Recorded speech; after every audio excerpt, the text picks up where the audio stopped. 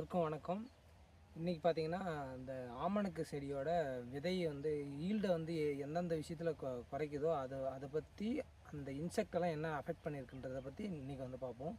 இதில் பார்த்தீங்க அப்படின்னா, இந்த செடியில் வந்து பார்த்திங்கன்னா, அந்த விதைங்கள்லாம் வரும்போதே இந்த சின்ன சின்ன சின்ன சின்ன ஆமணக்கு விதைங்குதுங்கள, அது வந்து தானாகவே அந்த ஈட்டுனால என்ன ஆகுது அப்படின்னா, மெச்சூர் ஆகாமல் அப்படியே கருகி அந்த ப்ரௌன் கலரில் அப்படியே ஒரு மெச்சூராக அந்த ஸ்டேஜே போகாமல் அப்படியே பழுத்து அப்படியே கீழே விழுது.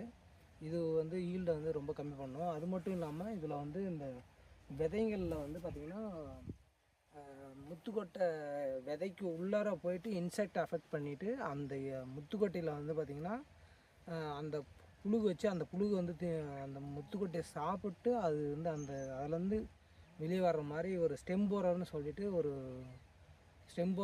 சொல்லிட்டு அந்த முத்துக்கொட்டை செடியோட தண்டு அஃபெக்ட் பண்ணுற ஒரு இதுவும் இருக்குது. இதே மாதிரி அந்த கொட்டையில் வந்து புழுகு வச்சு அந்த புழுகு வந்து அந்த கொட்டைக்குள்ளே சாப்பிட்டு நம்மளுக்கு வந்து ஈல்டை கம்மி பண்ணுற மாதிரி ஒரு இது இருக்குது. அதுக்கு வந்து என்ன ரெமெடி பண்ணுறது அப்படின்னு சொல்லிட்டு நம்ம ஒவ்வொரு இதுவாக வந்து பார்ப்போம்.